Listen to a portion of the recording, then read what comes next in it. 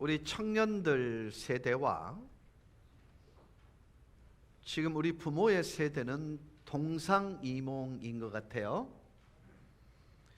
부모된 세대 때는 절대적 빈곤이 지배하던 시대였습니다. 그러니까 새끼 밥을 먹는 것조차도 쉽지 않았던 그런 절대 빈곤의 시기를 겪으면서 부모들의 결심은 이겁니다. 내 자녀들에게는 절대로 이런 절대 빈곤을 물려주지 않으리라. 이게 사실은 이분들이 여러분들과 함께 하지 못했던 이유가 됩니다. 그러다 보니 요즘 와서 이 황혼 이혼 이게 급격히 많아지는 거예요. 왜냐하면 그들의 인생 속에는 자식만 존재하는 줄 알았는데 내가 존재하더라는 거예요. 부부로 나누어지고 부부로 합해지는 그런 내 역할, 내 분깃이 있더라는 거예요. 근데 그것을 되찾기에는 너무나 멀리 와버린 거예요. 생활 습관이라든지. 그러다 보니 나눔이 이제는 익숙해져 버리는 그런 시대가 됩니다. 어떤 의미에서 우리 부모 세대는 과거가 현재를 살아가는 우리 부모의 모든 결정에 영향을 주고 있었고요. 우리 자녀된 분들은 그게 나와 무슨 상관인데. 왜냐하면 여러분은 아버지 세대, 어머니 세대들이 경험하지 않았던 그냥 어느 날 눈 떠보니까 이 정도의 풍성을 누리고 있더라는 것입니다. 그래서 노력하지 않아도 기본적인 상대적 빈곤은 있을지 모르지만 절대적 빈곤은 없더라는 것입니다. 그래서 소중함이, 관점이 부모 세대와 다르다는 것입니다.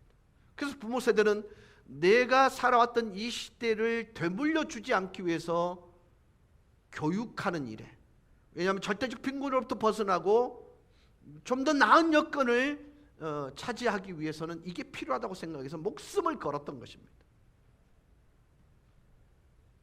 자, 이 무슨 말을 하고 싶은 걸까요? 가정이라는 아름다운 공동체를 형성함에 있어서 적어도 부모님들의 세대 속에 부모 세대의 머릿속에는요, 물질이 굉장히 중요한 자리를 차지했더라는 것입니다. 그래서 이것을 쌓아가지고 우리 아이들에게 불편 없는 삶을 물려줄 때까지 부모들은 끝없이 노력했고 땀을 쏟아 부었습니다. 그러나 정작 정말로 중요한 가치들을 희생시키면서 그렇게 했던 것입니다. 한국 갤럽 조사에 의하면 가정이 깨지는 주된 이유 중에 가장 결정적인 문제가 재정 문제입니다. 물질 문제입니다. 그 물질로 인한 스트레스가 가정이 깨지는 가장 큰 이유가 되더라는 것입니다. 근데 여러분, 모든 재정의 문제는 하나님의 재정 원칙을 무시하기 때문에 와지는 거예요. 근데 우리는 교회에서 단 한 번도 재정에 관련된 얘기를 들어본 적이 없습니다. 우리가 지불해야 될 11조나 헌금에 관련된 것은 강조되었지만 우리가 지켜야 될 원칙들에 대해서는 교육되어진 적이 없어요.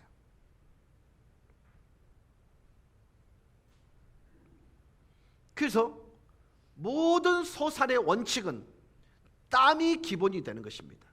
그래서 땀이 기본이 되지 아니한 물질은 전부 잘못된 물질로 치부했던 것입니다. 그러나 그 물질 땀이 전제가 되지만 누군가는 정보를 얻기 위해서, 데이터를 갖기 위해서 이런 노력들에 대해서는 터부시하는 거예요. 오직 노동을 통해서 땀을 흘리는 것을 통해서만 올바른 소득이라고 생각을 하는 것입니다. 자, 여러분,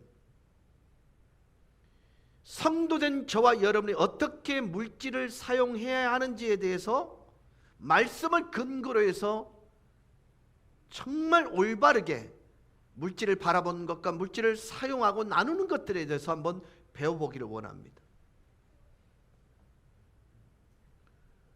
여러분이 가지고 있는 재정을 가지고 전문가에게 상담을 받아보신 적이 혹시 있으신 분 한번 손 들어보세요. 한 분. 네.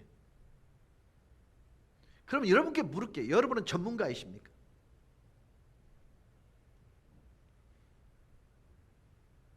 그런데 성경에는요, 여러분이 상상하는 것보다 훨씬 전문적인 이 재정 상담가가 있어요. 이분은요, 하나님에 의해서 올바르게 검증된 사람입니다. 이분은요, 소득이 어느 정도 됐냐면 1년에 세금으로만 걷어들인 것, 그 개인 세금입니다. 개인 세금으로만 걷어들인 것이 금 2만 킬로입니다.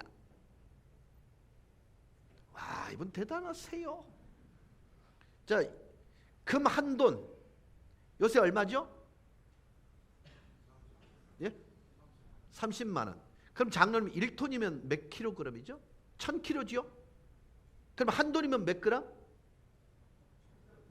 예? 미안합니다. 제가 수학을 못해요. 그걸 곱해보자고요. 근데 여기에는 기업하는 사람, 상인들의 세금은 빠져 있습니다. 그래서 이분은요, 금방패 알죠? 금방패. 약 6.6kg가 들어가는 금방패를 200개를 가지고 있었고, 그 다음에 그 반 정도가 되는 것이 또 100개가 더 있었어요. 그거 뭐 자랑하려고 있는 거 아니에요? 그리고 이분은요, 세상에서 가장 부유한 자로 소문이 나 있었습니다.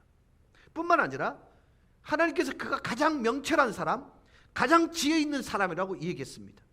그래서 하나님이 주신 그 지혜를 따라서 잠언을 기록했습니다. 그 사람의 이름은 솔로몬입니다.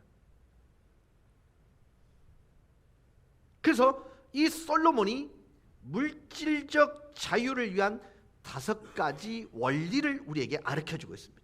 오늘은 3가지만 할 것입니다. 그래서 오늘 설교는 생각보다 짧을 수도 있지만 여러분의 태도를 보면서 늘릴 수도 있습니다. 혹시 좋으시는 분이 있으면 2배로 늘리겠습니다. 그러나 이건 너무너무 중요한 원리입니다. 가정을 지킴에 있어서 여러분이 중요하다고 여기는 만큼 여러분이 그 재정을 어떤 시각을 갖고 보느냐는 더 중요하다는 것입니다. 그래서 물질이 여러분을 주관하기 전에 저와 여러분이 먼저 어떻게 돈을 다루어야 하는지를 배워야 합니다. 그렇지 않습니까? 그래서 여러분은 이 물질이라는 것이 가치 중립적인 요소라고 생각을 할 겁니다. 이것은 선이냐 악이냐 구분되어 있잖아요. 어떤 방향과 어떤 가치를 가지고 사용하느냐에 따라서 선이 될 수도 있고 악이 될 수 있습니다. 여러분, 뇌물은 물질을 악용한 것입니까? 선용한 것입니까? 그러면 구제는 선용한 것입니까? 악용한 것입니까? 그렇습니다. 그 물질 자체가 선악의 구분은 없습니다. 어떤 용도와 어떤 가치와 우선순위로 사용되어졌느냐에 따라 다른 것입니다. 자, 재정에 대한 첫 번째 하나님의 원리는 잠언 27장 23절에 이렇게 나옵니다. 내 양떼의 형편을 부지런히 살피며 내 소떼에게 마음을 두라. 리빙 바이블은 부는 사라지는 것이기 때문에 사업에서의 이해관계를 자세히 보아라 이렇게 말하고 있어요. 이 말은 재정을 물질을 관리하는 것에 대한 하나님의 계획 중 첫 번째는 회개의 원리입니다. 즉 내 양떼의 형편을 부지런히 살피며, 이 말은 물질에 어디로 흘러가고 있는지를 알아야 된다는 것입니다. 왜냐하면 물질이 흘러가고 있는 것이 내 가치이에요. 물질이 흘러가는 것이 내 우선순위예요. 그렇지 않습니까? 즉 계획적 관리가 필요하다는 것입니다. 이것은 재정관리의 출발점입니다. 수많은 사람들이요, 그 돈이 어디로 갔는지 도무지 모르겠어. 그냥 세쁘고 그래. 그거 갑니다. 여러분, 물질이 어느 방향으로 가고 있는지를 알지 못할 때 어떠한 방법으로든 물질은 우리 손에 남아나지 않습니다. 방향을 모를 때는. 그래서 물질이 어디로 가고 있는지를 알기 위해서 네 가지 요소가 필요한데, 첫 번째, 내가 얼마나 소유하고 있는지를 알아야 됩니다. 두 번째, 내게 부채가 얼마 있는지를 알아야 됩니다. 세 번째, 벌고 있는 게 수입이 얼마인 줄 알아야 됩니다. 네 번째, 그 돈이 어디로 소비되는지도 알아야 합니다. 만약 여러분들이 물질을 놓고 염려하는 대신에 재정에 대하여 기록하는 시간을 갖는다면 염려가 훨씬 더 줄을 가능성이 많습니다.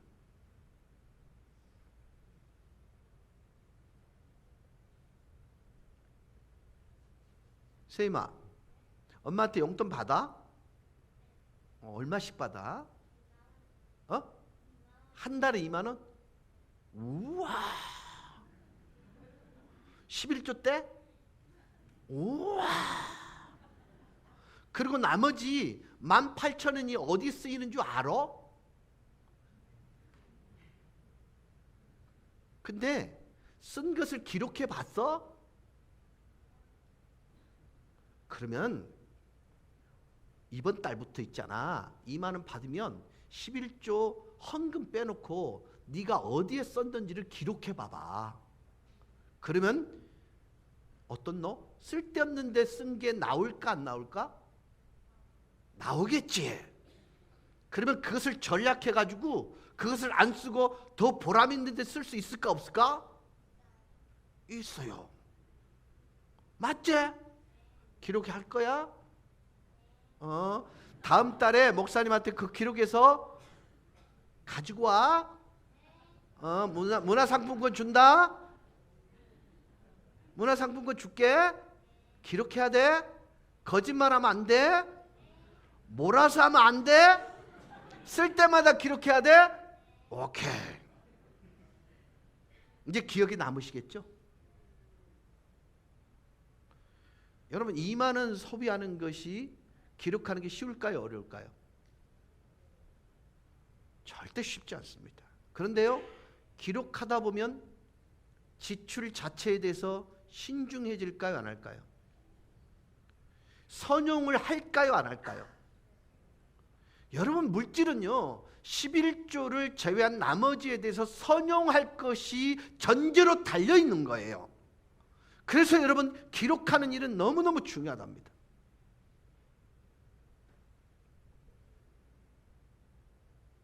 여러분 보세요. 하나님께서 이런 원리를 지킬 때에 경제적 자유를 누릴 수 있다고 말씀을 드리고 있고요. 재정의 어려움을 겪게 되면 무슨 일이 생기냐면 오해가 생겨요. 맞죠?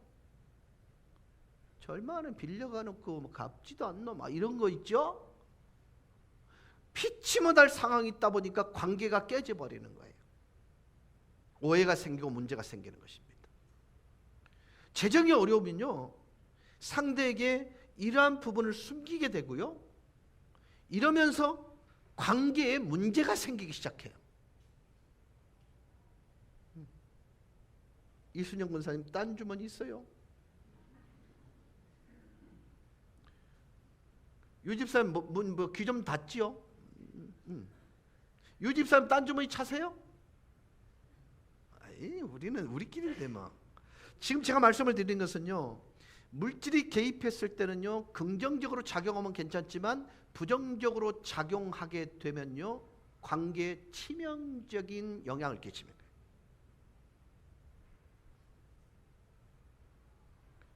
천장로님, 양가 부모님께 용돈 좀 보내드리잖아요. 똑같이 보내드리세요? 근데 가끔씩 좀 무슨 행사가 있을 때는 이쪽으로 더 보내드리고 이쪽으로 더 보내고 그렇게 하세요? 쭉 일관성 있게? 네. 근데 가끔씩 여러분 더 해야 될 때가 있잖아요. 그럴 때는 남편 모르게 보낼 수도 있고 아내 모르게 보낼 수도 있어요. 그건 안 보내니만 못합니다. 의논하시는 게 맞아요. 나중에 얘기하겠지만. 그런데 예를 들어서 내가 이제 우리 어머니한테 제 아내가 좀 더 보내는 것은 괜찮아. 자, 지금 내가 말 잘 들으셔야 돼요. 근데 내 아내 어머니, 우리 장모님에게 내가 좀 더 보내는 건 더욱 괜찮아. 근데 내가 우리 어머니에게 좀 더 보내는 것은 안 돼. 이해가 되십니까? 이타적일 때는 괜찮아요. 이기적일 때는 문제가 발생하는 거예요. 남궁 집사님, 공평하게 하시는 편이죠? 안 합니까? 양쪽이 빵빵한가 봐. 안 줘도. 그러나 저는요, 우리 아이들에게 결혼하고 나면 결혼식을 할 때 저한테 반드시 주례를 요청할 때는 제가 부탁을 하는데, 혹시 그 수혜를 받으신 분이 있는지 모르겠어요. 분명히 신혼여행을 갔다 오고 첫 번째 수입이 있을 때 크로스에서 남편은 아내 부모님에게 큰 절을 올리고 그 수입의 전체를 드리고, 아내는 시댁에 큰 절을 올리고 전체를 11조를 떼놓고 물질을 빼놓고 다 드려라. 그렇게 교육을 시킵니다. 그러면서 이렇게 말씀을 드려요. 평생 이러한 마음이 제 마음입니다마는 우리도 생활인인지라 이럴 수밖에 없음을 이해해 주십시오. 적게나 필요할 때는 꼭 섬기겠습니다. 이렇게 말하고 드리라 그래. 그러면 혹시 그렇게 해서 수혜 받으신 분 있어요? 나는 우리 딸들이 아들들이 권사님, 근데 나한테는 왜 아무것도 안 갖다 줘? 이게 원리예요, 여러분. 이해하시기 바랍니다. 왜 이래야만 될까요? 그게 약속 있는 첫 계명을 지키는 기본이 될 수 있기 때문입니다. 여러분, 이것은 물질이 선용된 거 맞죠? 자, 그러면 내 물질을 다 드리는 것이 불행한 마음으로 드릴까요? 아니면 웃지 살고 그런 마음으로 드릴까요? 아니면 드렸을 때 오는 행복이 드린 액수보다 클까요? 이거 틀림없습니다. 부모님께 드리는 그 물질은요, 드리고 난 뒤에 더 행복해지게 만들어요. 행복지수가 높아지게 만들어요. 재정에 대한 하나님의 두 번째 원리는 소비를 계획하는 것입니다. 이건 계획의 원리입니다. 성경에서 지혜로운 사람들은 항상 미래를 디자인해요. 미래를 계획합니다. 근데 어리석은 사람들은 그저 하루를 위해서만 존재합니다. 잠언 21장 5절입니다. 부지런한 자의 경영은 풍부함에 이를 것이나 조급한 자는 궁핍함에 이를 따름이니라. 여러분, 우리는 재정적인 목표를 설정해야 되는데 돈을 어디에 쓰고 있는지를 알아야 하기 때문에 그렇습니다. 조급한 자는 궁핍함에 이를 따름이니라. 무슨 뜻이에요? 여러분, 우리나라 대한민국의 전체 국가 부채가 500조가 넘었습니다. 안 놀라시나요? 1인당 1억이 넘었다는 얘기입니다. 저는요, 왜 이런 결과가 왔을까? 조급하게 재정을 사용하기 때문이에요. 여러분, 이 조급함의 가장 대표적인 게 뭐예요? 충동구매입니다. 충동구매. 보면 사는 것입니다. 내가 평생 동안 그것에 대하여 지불해야 하게 된다 할지라도 사고 싶은 것입니다. 지금 현재 돈이 없어 살 수 없는 상황에도 상관없습니다. 이게 뭐냐? 충동구매입니다. 여러분, 빚을 지는 데는 아무 노력이 필요치 않습니다. 아주 쉽습니다. 반면 지불하는 것은 고통입니다. 쉽게 지불할 수 있다? 앞뒤가 안 맞습니다. 빚을 지는 것은 마치 마약을 하는 것과 같습니다. 나 갚을 수 있어. 다 갚을 거야. 걱정하지 마. 그래서 여러분이 조금 더 쓰고 조금 더 빚지기 시작하면 나중에는 그 물질이 여러분을 옥죄어 오기 시작합니다. 여러분을 재정 가운데 묶어버리게 되는 것입니다. 물질의 노예가 되고 마는 것입니다. 그래서 잠언 21장 20절은 이렇게 말씀합니다. 지혜 있는 자의 집에는 귀한 보배와 기름이 있으나 미련한 자는 이것을 다 삼켜버리느니라. 여러분, 잠언에 나오는 지혜의 가장 대표적으로 집어넣어도 되는 단어 중에 하나가 뭐냐면 계획입니다. 그래서 계획하는 사람은 번영한다는 것입니다. 예산이 뭐예요? 예산은 돈이 어디로 갔는지 궁금해하는 대신에 내가 사용하기 원하는 곳이 어딘지를 보는 게 예산이에요. 돈이 여러분을 주관하도록 하는 것이 아니라 우리들이 물질을 주관하는 것입니다. 그래서 좋은 예산의 특징이 뭐냐? 가정생활에서 첫째, 쌍방이 결정하는 것입니다.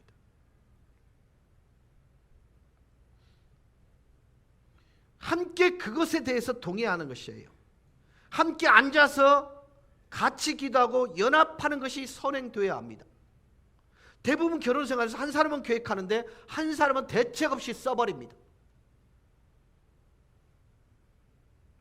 함께 고민하고 동의하는 부분이 존재해야 합니다.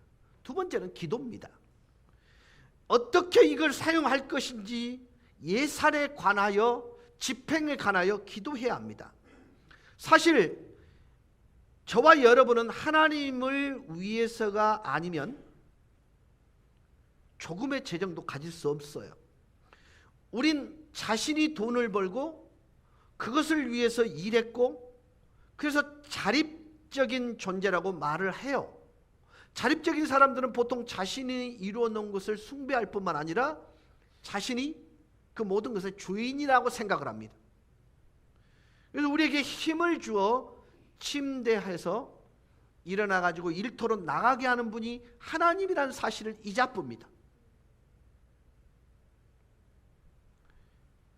저는요, 무호흡증이 심하거든요. 근데 저는 어떤 것도 못 느끼고 자요. 근데 집사람이 툭 칩니다. 그 지 살려준 건 모르고 아이씨 이카합니다. 근데 나는요, 무호흡이라는 것이 불편을 못 느껴요. 무슨 뜻이냐면요, 잠드는 순간부터 우리 영역 밖이에요. 사느냐 죽느냐, 내일 아침에 일어날 수 있느냐 없느냐는요, 내 의지를 갖고 내가 그럴 수 있는 게 아니에요. 오직 은혜로 눈뜰 수 있는 거예요. 예. 근데 그 재정에서 그분의 간섭하심이 빠져버립니다. 아닙니다. 기도하셔야 됩니다. 내가 아무리 피땀을 쏟아서 수확한 것일지라도 거기에는 하나님의 몫이 있어요. 나를 가게 한 몫이 있어요. 건강하게 하신 몫이 있어요.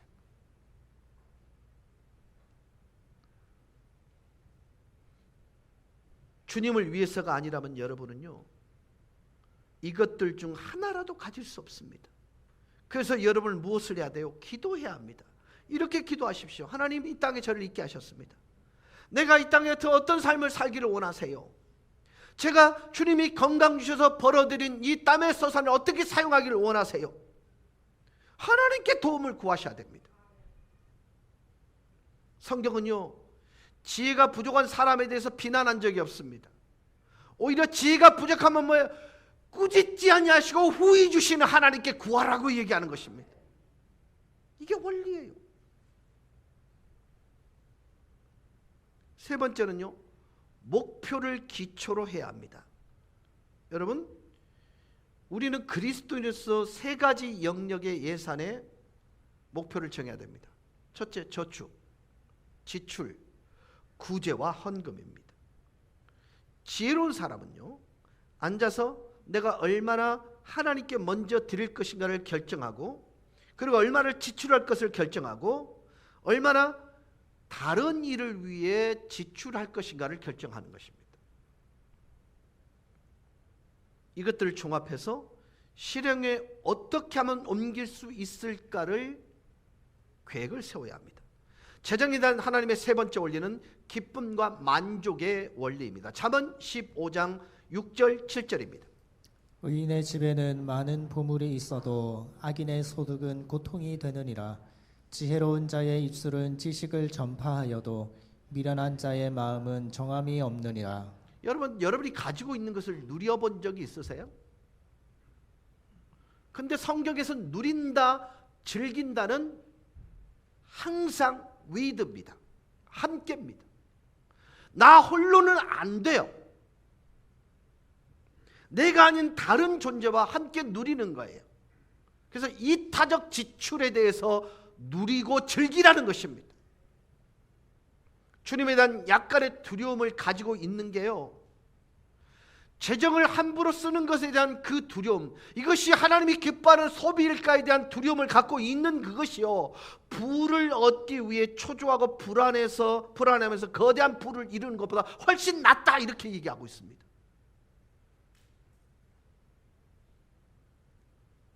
여러분, 행복한 집에서 된장에 상추쌈 먹는 게요, 비싼 음식을 먹으면서 그것을 감당할 여유가 없어 목이 막히는 것보다 낫다, 이 말이에요.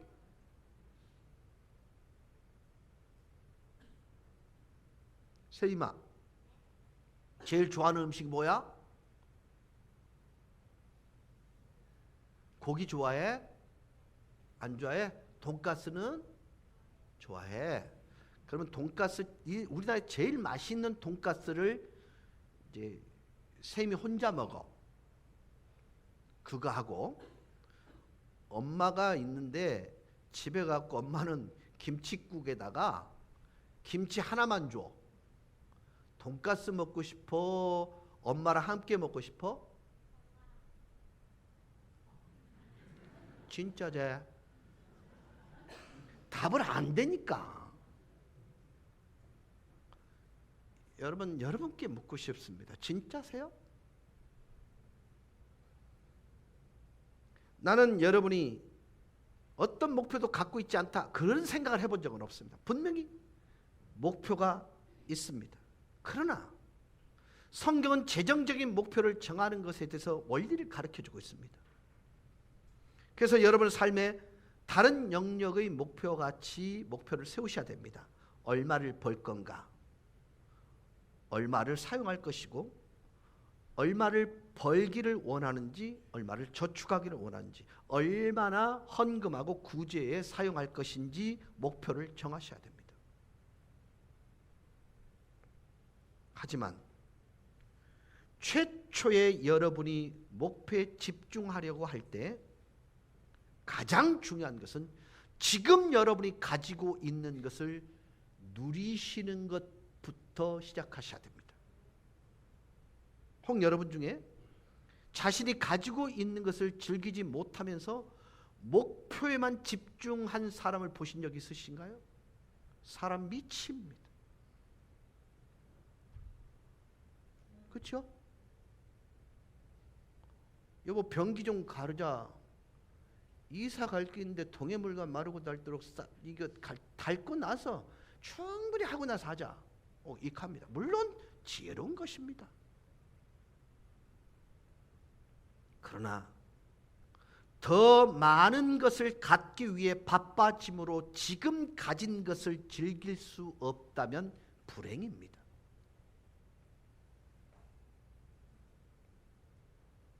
이 원리를 사실 우리 세대에 적용하는 건 절대로 쉽지 않습니다. 왜냐하면 우리가 살고 있는 지금이라는 시대는 너무나 많은 것을 너무나 빠르게 원하기 때문에 그렇습니다. 우린 많은 것을 감당하기 위해 필사적으로 일을 해야만 합니다. 모두가 필사적으로 일에 매달려 진력하는 동안 놀랍게도 가정은 깨지고 있습니다. 놀랍게도 우리 아이들의 미래는 파괴되어져 가고 있어요.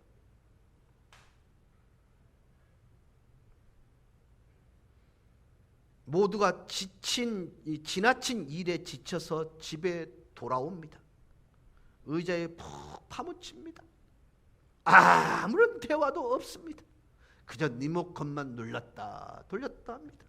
가족 간에 어떤 관계도 없습니다. 지금 이 얘기는 제 이야기입니다.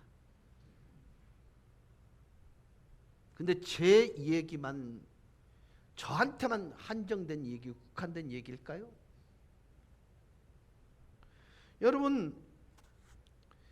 여러분이 그토록 집중하는 일은요, 좀 더 나은 여건을 마련해서 행복해지기 위해서 그런 거 아닌가요? 근데 정작 집에서는 사랑을 목표로, 그리고 관계 회복을 위해서 어떤 일도 일어나지 않게 만들고 있다는 거예요.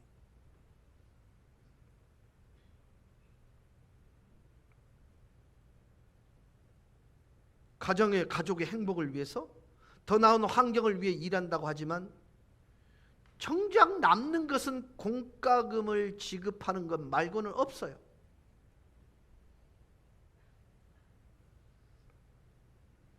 사랑하는 여러분, 우리는 좀 더 나은 삶에 집중해서 정작 우리의 삶을 사는 것에 대해서는 잊어버립니다. 여러분, 가정은 돈보다 훨씬 중요한, 우리의 가정을 채우는 사랑과 관심 같던 것들이 행복한 가정의 조건이에요.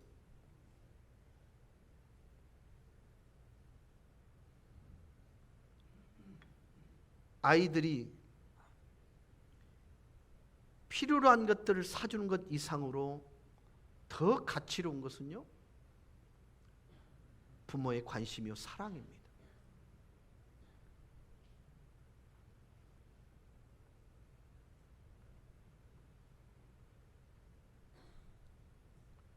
선생님아, 너 요새 갖고 싶은 건 뭐야?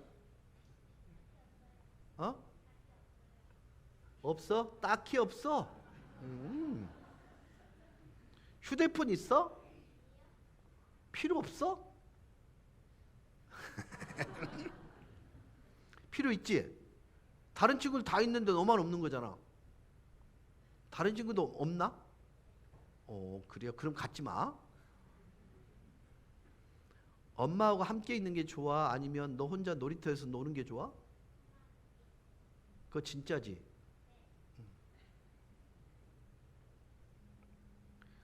정말 많은 부모들은 이렇게 얘기합니다. 나는 아이들과 양적으로 많은 시간을 보내기보다는 질적으로 좋은 시간들을 가져요. 근데 여러분, 아이들에게 양과 질에 대하여 묻는다면 여러분의 아이들은 틀림없이, 여러분의 손주들은 틀림없이 질을 선택할까요? 양을 선택할까요? 양입니다.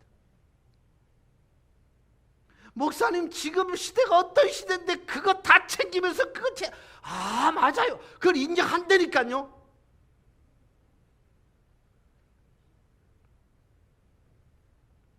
정말 많은 아이들은요, 부모들에게 질적인 의미 있는 시간을 원하지 않아요.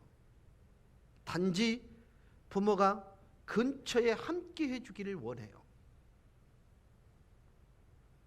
여러분, 요즘 다 큰 아이들과 외출하는 게 쉬워요, 어려워요?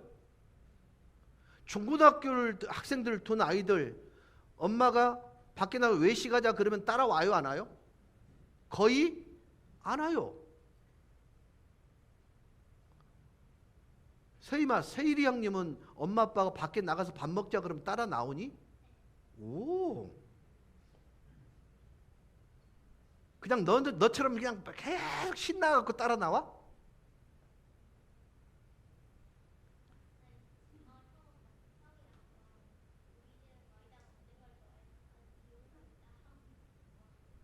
뭔 말인지는 모르겠는데, 내가 다시 크게 얘기해 줘봐.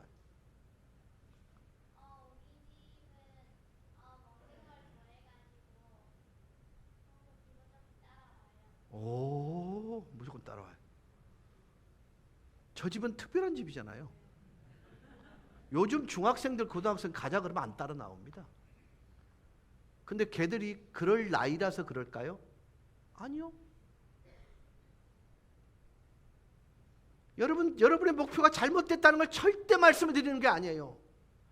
그것을 통해서 우리가 지키고 싶었던 게 뭔지를 생각하시라는 얘기입니다. 근데 우리는 이렇게 합리화시켜요. 이 시기가 지나고 나면 내가 더 잘해줄 거야. 근데 이상하지요? 이게 습관이 돼버리는데요. 몸에 배어버리는데요. 그래서 아이들과 함께하는 시간보다는 일하는 게 훨씬 편하거든요. 근데 이 아이들은 점점 나로부터 멀어져 가고 있다는 사실을 잊어버리시면 안 됩니다. 저는요, 양이 질보다 낫다고 생각하지도 않고요, 반대로 생각하지도 않아요. 둘 다 중요합니다. 저는 우리들이 아이들과 아내와 남편에게 양적으로 우수하고 질적으로 많은 시간을 할애할 수 있다고 생각을 해요. 지금의 아이들은요, 대부분 엄마나 아버지가 없이 자라가고 있어요. 위임해주는 공동체 속에서 말이죠. 그래서 재정을, 물질을 축적하고 버는 일에 매달립니다. 그리고 이것은 잠깐뿐이야. 우리가 충분한 돈이 모은 후에는 여유를 갖게 될 거야. 이렇게 합리화시킵니다. 합리화라는 의미가 뭔지 아세요? 합리적인 거짓말을 한다는 뜻입니다. 옳은 말처럼 들리지만 사실은 그렇지 않아요. 충분히 가진 후에 여유를 찾아야지. 충분히 갖기 위한 일시적인 방법이 영구적인 삶의 형태로 굳어버리는데 어떡할 거예요? 어떡할 거예요? 우린 더 많은 것을 가질수록 우리의 가정에서 더 많은 것을 지불해야 된다는 것을 기억해야 됩니다. 우리의 소득이 올라갈수록 우리의 비용도 올라간다는 것은 불가피한 일인 것입니다. 해결책은 무엇입니까? 솔로몬은 이렇게 말합니다. 만족하라, 지족하라, 자족하라. 그래서 물질 재정의 핵심은 액수 많고 적음이 아니라 우리의 태도에 달려 있는 것입니다. 이게 솔로몬이 우리에게 주시는 지혜입니다. 적은 수입을 가지고도 놀랍게 부요를 누리는 사람들이 존재하지만 엄청난 수입을 가지고도 정말 불행하게 사는 사람들이 있더라는 것입니다. 여러분, 연봉이 200억대가 넘었던 스포츠스타가 있습니다. 근데 그분은 이혼을 3번 했습니다. 근데 그분의 지금의 위치는 노숙자입니다. 여러분, 외국에서 이혼하면요, 쫄딱 망합니다. 많이 가짐이 문제가 아니에요. 태도의 문제입니다. 물질은요, 행복을 약속하지도 않지만 파괴하지도 않습니다. 행복을 보장하는 것은 그 물질을 대하는 내 태도에 달려있는 것입니다. 중요한 것입니다. 어떻게 사용할 것인가에 달려있는 것입니다. 그래서 디모데전서 6장 6절에서 8절은 이렇게 말씀하고 있습니다. 그러나 자족하는 마음이 있으면 경건은 큰 이익이 되느니라. 우리가 세상에 아무것도 갖고 온 것이 없음에 또한 아무것도 가지고 가지 못하리니 우리가 먹을 것과 입을 것이 있은즉 족한 줄로 알 것이니라. 요즘은 개천에서 용나는 법이 없어졌다면서요. 왜 용되려고 하세요? 생긴 대로 살면 되는 것을?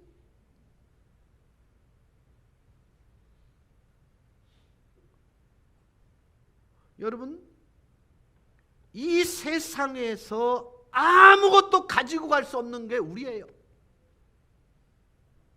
하워드 휴즈라는 억만장자가 죽었을 때 한 기자가 그 자녀들에게 이렇게 물었습니다. 그가 얼마 남겼습니까? 자녀가 이렇게 말합니다. 그는 그가 가진 것 전부를 남겼습니다. 아버지는 아무것도 가지고 갈 수 없는 것으로 떠나셨습니다. 우리 역시 아무것도 가져갈 것이 없습니다. 히브리서 13장 5절은 이렇게 말합니다. 돈을 사랑하지 말고 있는 바 족한 줄 알라. 여러분, 이것은요, 목표를 세우는 것과 모순되지 않습니다. 현재를 누리라는 뜻이고 현재를 즐기라는 뜻입니다. 다만 함께 말이죠. 있는 것을 말이죠.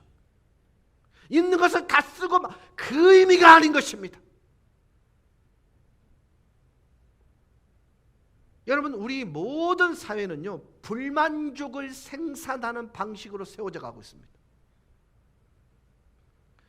불만족을 기반으로 세워진 산업이 뭔지 아세요? 뭘까요? 인간의 불만족을 기초로 세워진 산업이 뭐예요? 광고 사업입니다. 광고 산업. 광고업자들은요, 불만족을 생산해냅니다. 당신은 이것을 가져야만 합니다. 갖기 전까지는 사는 게 아닙니다. 지금까지 이런 물건은 없었다. 뭐 이럽니다. 아니던가요?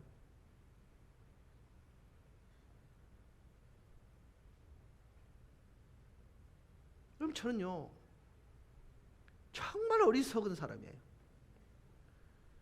휴대폰을 바꿀 때 신제품이 나와서 새롭게 쓰는 게 하나도 없어요. 전화 누르는 것, 문자 보내는 것, 바꿔도 그거 말고는 못 써.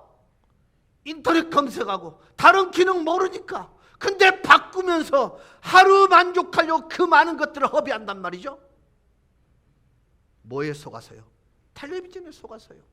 광고에 속아서요. 여러분, 뭐 달라지는 게 있나요? 품위가 달라집니까? 격이 달라집니까? 아이, 그거 할 바에는 차라리 고기 한 근 더 사 먹지. 근데 기가 막힌 건요, 이 휴대폰 회사들이요, 2년 되면 바꾸지 않으면 안 되도록 만들어 놨어요. 이것들이 못했구나.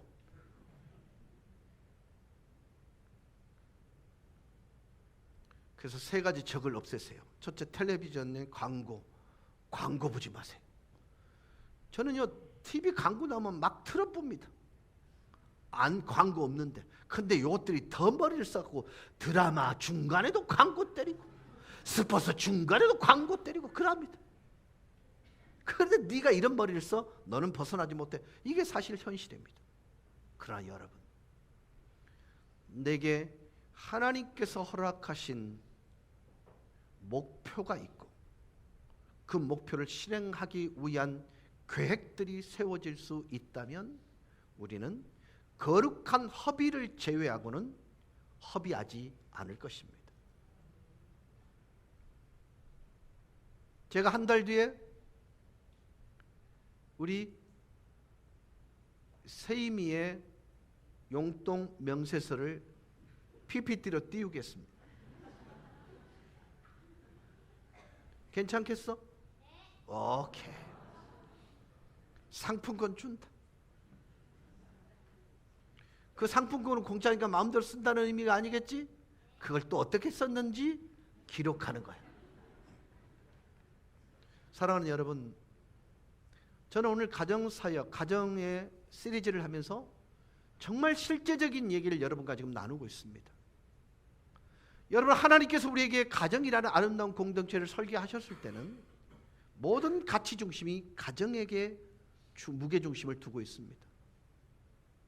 거기에 하나가 없는 것이 전부가 없는 것으로 오해하시면 안 됩니다. 하나만 없는 것입니다. 과도한 피해의식 갖지 마세요. 하나만 없되 그것을 하나님이 대신할 수 있는 것입니다. 그래서 사랑하는 여러분, 여러분에게 허락되어진 모든 삶의 여건 속에서 행복 열매가 아름답게 맺혀지기를 주님의 이름으로 간절히 축원합니다. 우리 다 같이 기도하셔서 찬송하며 나가십시다.